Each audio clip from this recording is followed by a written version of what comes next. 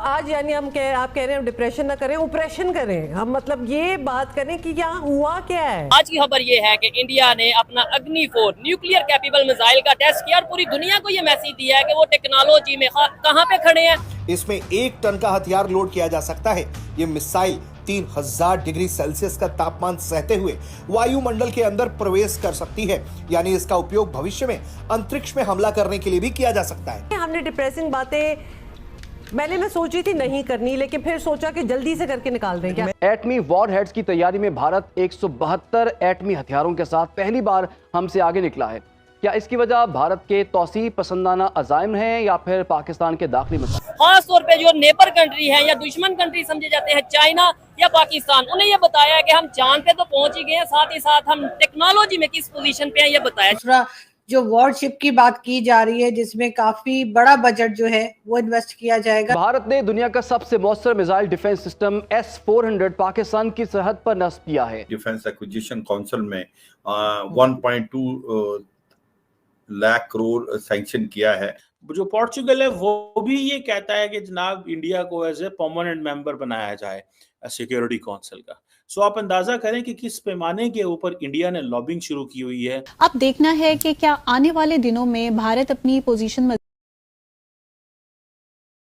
दोस्तों, भारत ने कल अग्नि-4 का एक तजर्बा किया है, बड़ा इम्पोर्टेंट तजर्बा है। मैं आपको बात बताता चलूं कि अग्नि-4 एक बैलिस्टिक मिसाइल है और ये ओडिशा से इन्होंने किया है, टेस्ट किया है।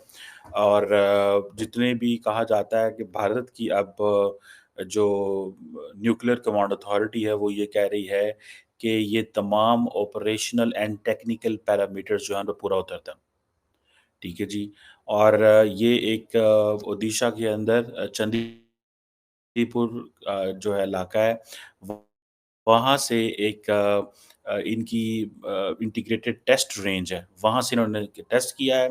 अग्नि-4 जो है ये 4000 किलोमीटर तक जा सकता है विद 1000 केजी ऑफ पेलोड।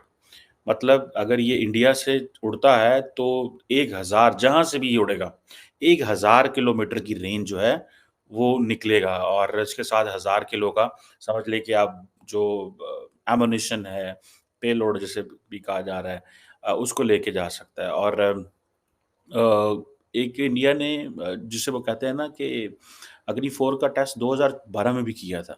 उस वक़्त ये 3000 किलोमीटर की दूर जा सकता था सिर्फ 20 मिनटों में। और ये बड़ी इम्पोर्टेंट डेवलपमेंट है। इंडिया की जो अगर आप अग्नि मिसाइल की रेंज देखें, जो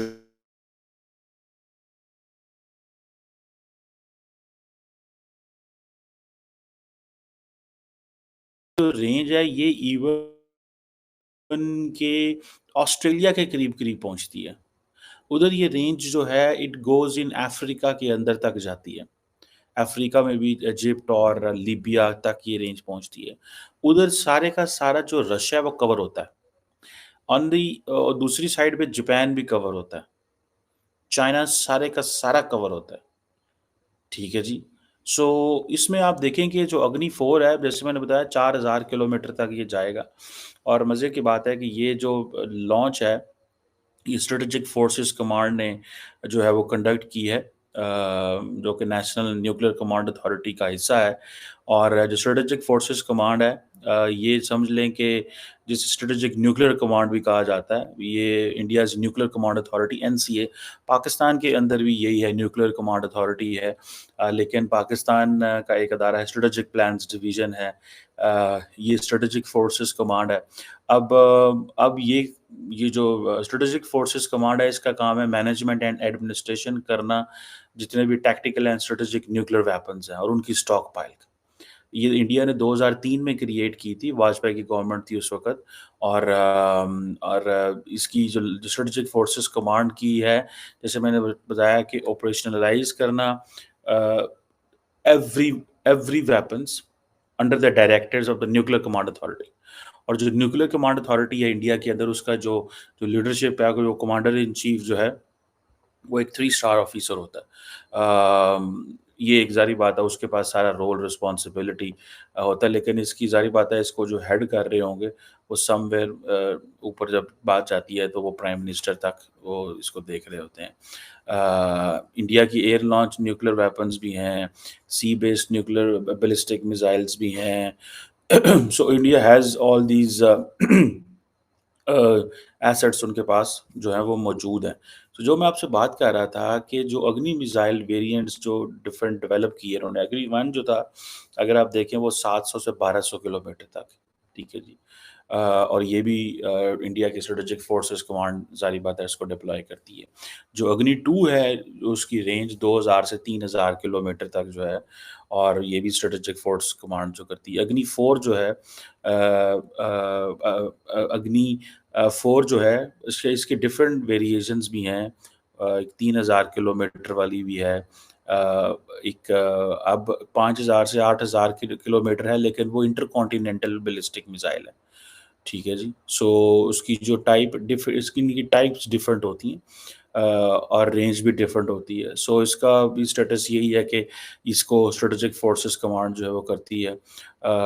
अग्नि 5 जो है ये इंडिया की जो मल्टीपल इंडिपेंडेंटली जो जिसे कहते हैं ना targetable re entry vehicle MIRV capability रखती है।